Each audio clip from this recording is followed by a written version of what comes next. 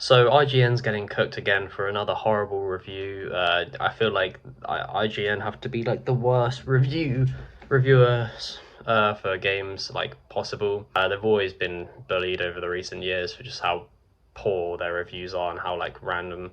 Does everyone remember the too much water review? That was a bit funny. Well, so now it's too much cheese. Yep. So IGN reviewed Mouse PI for Hire. It's a noir-based first-person shooter, which is very cartoony. Basically, you play as a hard-boiled private investigator as a mouse. Yeah, that's essentially that's it.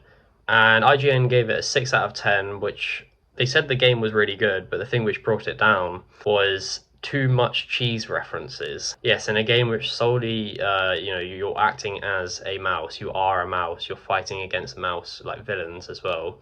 There are too many cheese references. I mean, what do you expect? Like that's when you think of a mouse, you think of cheese or a mouse trap, right? So it's just ridiculous how I honestly don't see where he's trying to get at with this comment.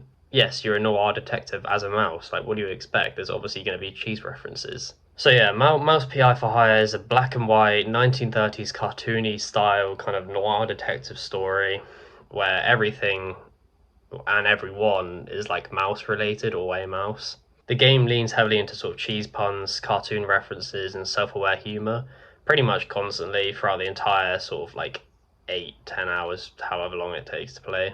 Like Mouse PI for Hire weren't hiding this. Other reviewers such as Polygon and PC Games actually praised, the writing and the tone, and calling it charming and intentional. So the IGN reviewer Will didn't hate the game overall, but he wasn't really sold on the execution. Basically, to IGN, it felt like the game wouldn't stop winking at the audience, giving sort of cheap references to cheese and reminding them that they're mice.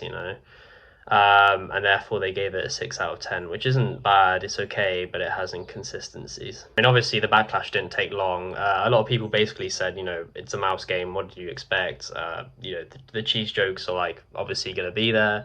Also, it didn't really help IGN's case that majority of every other outlet gave it at least like an 8. So they drew it down for 2 points just from having too many cheese references. I don't think IGN were faking it though. I do think that they genuinely just didn't like how many sort of heavy-handed references and jokes there were, and that was their criticism, and that's kind of the whole point of reviews. I understand that.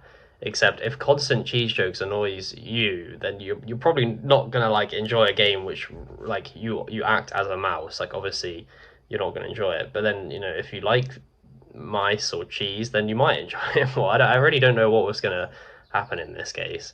The real problem is that IGN scores carry actually a lot of weight, and that people do, make considerations before they buy a game by watching a review and see how it is. And so if they see a review which is 6 out of 10, which isn't bad, but then they don't go into the content or reason why they gave it a 6 out of 10, and then they just solely base it, well, it's a 6 out of 10, so I don't think it's worth my money. Then I think that's detrimental to games like Mouse PI for Hire. So yeah, that's basically the situation. IGN gave Mouse PI for Hire a 6, and they decided to boast it, and then people ran on the internet saying that they're Muppets, and then they're referencing the too much water situation, where IGN said that there was too much water in a game where like you're literally in the water for all of it, pretty much. So, I mean, what do you expect? So I did a little bit of research into the company who created it. They're a Polish small indie game developer company called Fumi Games.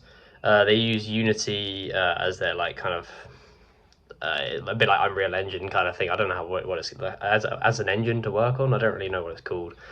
And they use a lot of hand-drawn elements, which they put into the game, which I think is really cool. So therefore, the game was labor-intensive. It did take a while to make, but it's not some AAA game made by Ubisoft where like they or EA where they like force people to work, and if they don't, they're like cooked. I mean, the price point is around 25 quid or $30 in the US, in Freedom Bucks in the big US, in the Illuminati bills.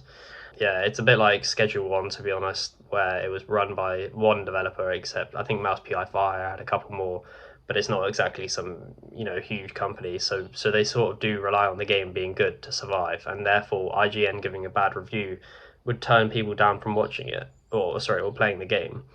could shut down the entire company realistically. The exact budget for the game isn't really released, but it's just running off the fact that it's an indie developer. I'm assuming it wasn't too high, so yeah, that's about it. See ya.